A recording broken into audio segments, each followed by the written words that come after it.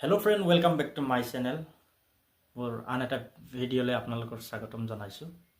পোনপ্ৰথমে মই ক'ব বিচাৰিছো যে বিগত কিছুদিন ধৰি যেটো ইণ্ডিয়া আৰু পাকিস্তানৰ যুদ্ধ চলি আছে সেয়া সঁচাকৈ আমাৰ কাৰণে অতিকে দুৰ্ভাগ্যজনক, কিয়নো আৰু কষ্টকৰ বিষয়, কিয়নো এই যুদ্ধত আমাৰ যিখিনি সেনা জোৱান থাকে আছে, বৰ্ডাৰত সেনা জোৱান আছে, সকলোৱে নিজৰ জীৱনটো উৎসৰ্গা কৰিব লগা হৈছে।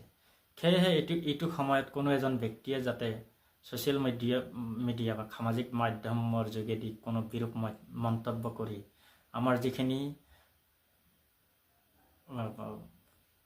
বৰ্ডাৰত যিখিনি সেনা জোৱান আছে তেখেতৰ যাতে যিখিনি কষ্টৰ হেৰিখিনি অথলে নিনিয়ে, কিয়নো আমি আজি ধৰক ঘৰত ধুনীয়াকৈ আছোঁ যদি সেই বৰ্ডাৰত থকা বা শ্বহীদ হোৱা সেনা জোৱানখিনিৰ কাৰণে আমি ইয়াত আজি শান্তিমতে জীয়াই আছোঁ।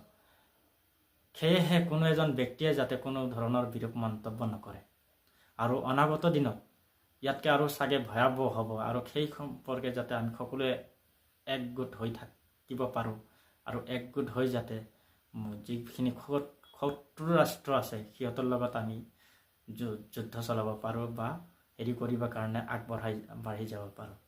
সেয়ে কৈ মোৰ আজিৰ ভিডিঅ'টো সামৰিলোঁ। Thank U.